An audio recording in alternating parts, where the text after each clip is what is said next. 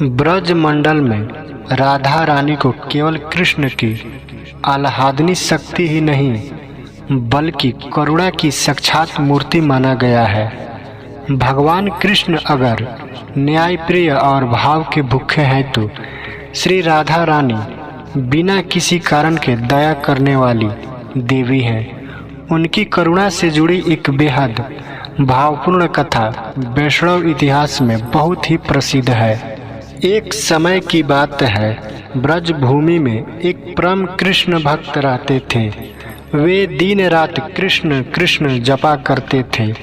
वे स्वभाव से अत्यंत सरल और भोले थे, परंतु उन्हें श्री राधा रानी के तत्व और उनकी महिमा का ज्ञान नहीं था। वे सोचते थे कि श्री कृष्ण ही सर्वोपरि है, इसलिए श्री राधा जी की आराधना की आवश्यकता क्या है।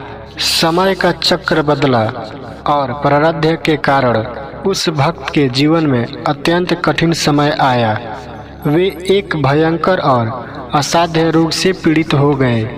शरीर ने साथ छोड़ दिया, समाज ने दूरी बना ली और वे असहाय होकर एक वृक्ष के नीचे बैठ गए। कष्ट इतना तीव्र था कि उनके मुख से नाम जप भी छूटना शुरू हो गया। वे बार बार कृष्ण को पुकारते, हे कृष्ण रक्षा करो, हे द्वारिकाधीश मुझे इस कष्ट से मुक्त करो। भक्त की करुण पुकार बैकुंठ और गोलोक तक पहुंच रही थी।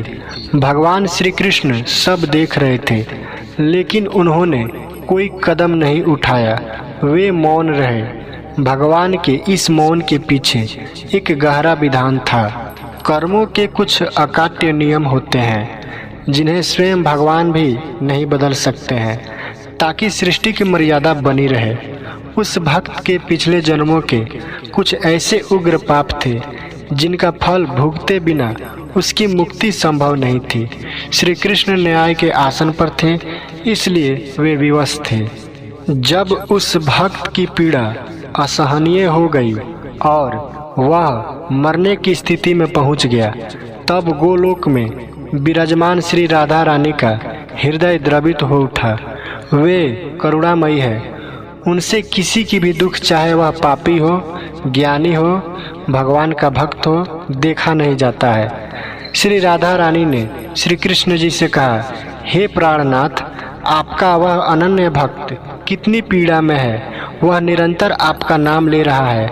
आप इतने कठोर कैसे हो सकते हैं? आप उसकी सहायता क्यों नहीं कर रहे हैं? तब श्री कृष्ण भगवान अत्यंत गंभीर होकर कहे, हे राधे, मैं कठोर नहीं हूँ, परंतु उस जीव के कर्मों का लेखा जोखा बहुत भारी है।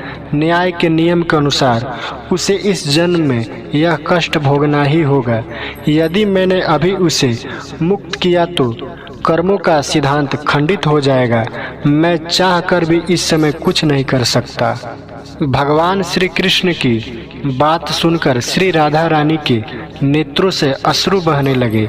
उन्होंने कहा, यदि आप न्याय के कारण बंधे हैं तो आप रुकिए, परंतु मैं तो न्याय से नहीं, केवल करुणा से बंधी हूँ। जो आपको पुकारता है वह मेरा भी पुत्र है। यह कहकर राधा रानी ने साक्षात उस वृद्ध और रोगी भक्त के समीप अपनी कृपा दृष्टि डाली। उन्होंने अंतर्मयी रूप से उस भक्त के हृदय में प्रेरणा दी। कष्ट से छटपटाते हुए उस भक्त के मुख से अचानक कृष्ण नाम की जगह अपनी अंतिम सांसों में निकला, राधे राधे। जैसे ही उस भक्त के मुख से केवल एक बार राधे शब्द निकला, राधा रानी ने अपने सारे संचित पुण्य और अपनी असीम कृपा का एक अंश उस भक्त के खाते में डाल दिया। ब्रज की महिमा कहती है कि जहाँ राधा नाम आता है वहाँ सारे कर्मों के बंधन क्षण भर में भस्म हो जाते हैं। क्षण भर में उस भक्त का शरीर पूरी तरह दिव्य और रोग मुक्त हो गया। उसके अंतःकरण में असीम शांति का अनुभव हुआ। केवल यही नहीं, स्वयं श्री कृष्ण भी राधा नाम के वशीभूत होकर वहाँ प्रकट हो गए।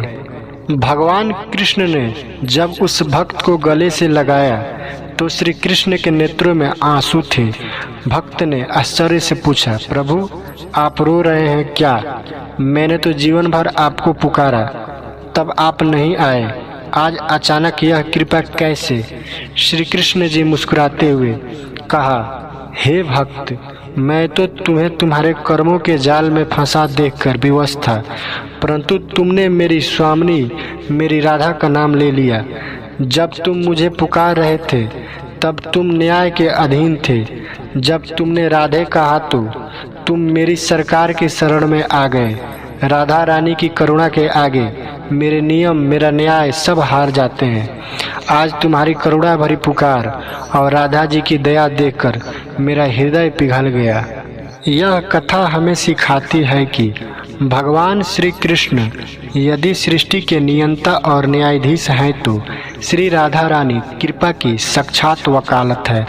ठाकुर जी भले ही हमारे पापों और कर्मों का हिसाब रखें, लेकिन राधा रानी केवल हमारे भाव और व्याकुलता देखती हैं। इसलिए व्रज के संत कहते हैं कि यदि कृष्ण को पाना हो तो राधा रानी का आश्रय ले लो, क्योंकि उनकी करुणा के बिना श्री कृष्ण जी की प्राप्ति असंभव है। बोलिए प्रेम से श्री राधा रानी की जय। हर हर महादेव।